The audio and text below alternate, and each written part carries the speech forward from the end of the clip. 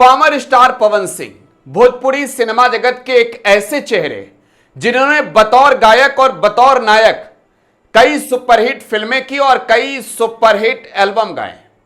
पवन सिंह के गाने ना सिर्फ बिहार यूपी के लोग सुनते हैं बल्कि दुनिया भर में पवन सिंह के गाने बजते हैं।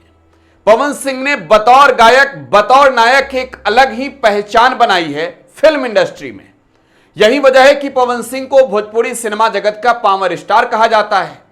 पवन सिंह के गाने आपने भी सुने होंगे और पवन सिंह के गानों में कितना दम है आप उनके आवाजों से ही समझ सकते हैं। खैर, बात आज यहां पवन सिंह के गायकी की नहीं करेंगे, बात यहां पवन सिंह के फिल्मों की नहीं करेंगे, पवन सिंह के एक ऐसे राजनीतिक कैरियर की करेंगे जिसकी चर्चा बिहार में चहुओर हो रही है।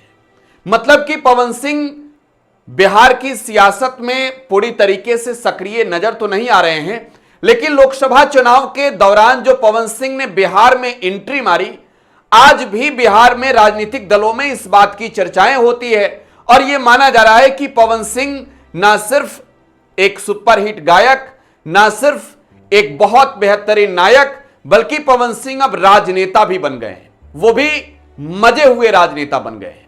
पवन सिंह बखूबी अब बिहार की राजनीति को समझने लगे हैं। पवन सिंह को यह मालूम है कि बिहार में किस राजनेता की कौन सी छवि कैसी है। खैर, हम बात करेंगे पवन सिंह के एक हालिया इंटरव्यू को लेकर। पवन सिंह ने राजधानी पटना में एक इंटरव्यू दिया है। यह इंटरव्यू पवन सिंह ने टीवी9 भारतवर्ष के कॉन्क्लेव के दौरान दिया। पवन सिंह इस कॉन्क्लेव का हिस्सा बने जहां पवन सिंह ने फिल्मों की भी बात की, पवन सिंह ने गायकी की भी बात की और साथ ही साथ पवन सिंह ने राजनीति की भी बात की।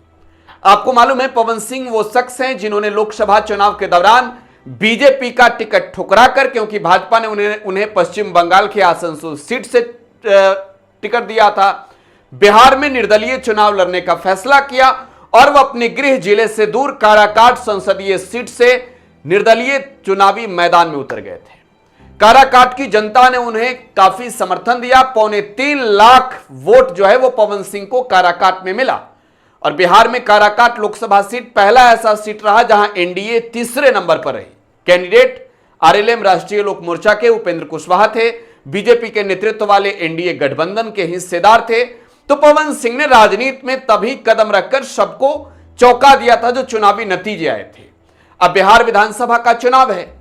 सवाल यह कि पवन सिंह को नेता कौन पसंद है, प्रशांत किशोर, तेजस्वी यादव, नीतीश कुमार या फिर भारतीय जनता पार्टी। बीजेपी से तो उन्होंने पहले ही मुंह मोड़ लिया है, अब एनडीए उन्हें पसंद भी नहीं। ऐसे में दो नाम, तेजस्वी यादव और प्रशांत किशोर।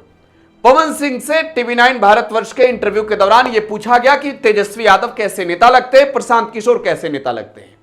तेजस्वी के बारे में जो कहा वो बताएंगे, पहले प्रशांत किशोर के बारे में बताते हैं। पवन सिंह ने कहा कि प्रशांत किशोर की जो इंटरव्यू है वो मैंने देखी है, कई इंटरव्यू मैंने देखे हैं।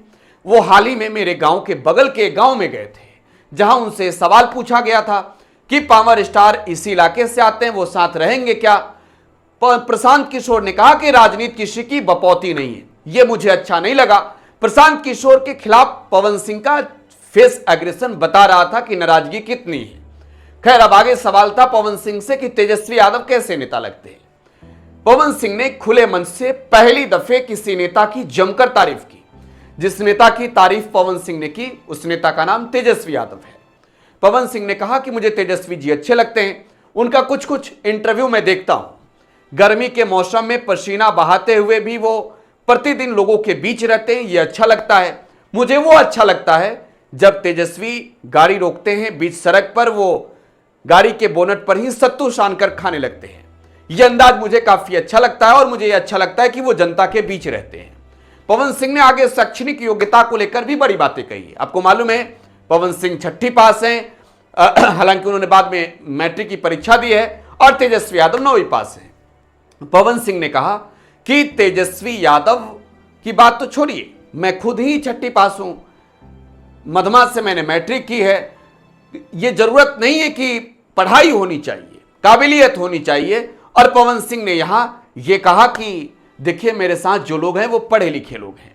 तेजस्वी यादव की इशारों में उन्होंने पूरे तौर पे समर्थन किया। आगे पवन सिंह ने महाराष्ट्र में छिड़े मराठी और हिंदी भाषियों के बीच के विवाद पर भी अपनी प्रतिक्रिया दी। पवन सिंह ने कहा कि मुझे मराठी नहीं आता है, मैं हिंदी बोलूंगा और क्या वो मुझे मार देंगे, मैं तो वहीं रहकर फिल्मों में काम करूंगा। बहरहाल तेजस्वी को समर्थन देना यह दर्शाता है कि पवन सिंह आने वाली तारीखों में तेजस्वी यादव के साथ नजर भी आ सकते हैं। आपको क्या लगता है, प्रतिक्रिया कमेंट बॉक्स में छोड़े जाइएगा। फिलहाल आप टुडे बिहार न्यूज के साथ बने रहें। धन्यवाद।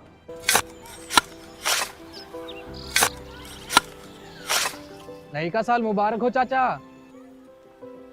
मुबारक। जब तक ये सरकार बा तब तक नया साल मुबारक। का बात करत बाड़? बात ई बा, साल चाहे नया होके दिन चाहे, हमार जिंदगी में तो बस दुख है, दुख बा। बाढ़ के समस्या 10 का 10 बा।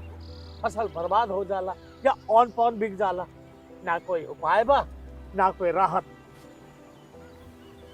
बात तो सच बा चाचा, फिर से बाहर जाए के सोचे के पड़ रहा है कि सरकार से कुछ ना हुई। कबू कबू तो लागेला हमरे मजदूरन की जिंदगी में कोनो नया साल सच में मुबारक हुई। नया साल तो तब मुबारक हुई जब नई सरकार आई। बात तो सही बा चाचा। नया साल, नई सरकार, नया संकल्प, नया बिहार।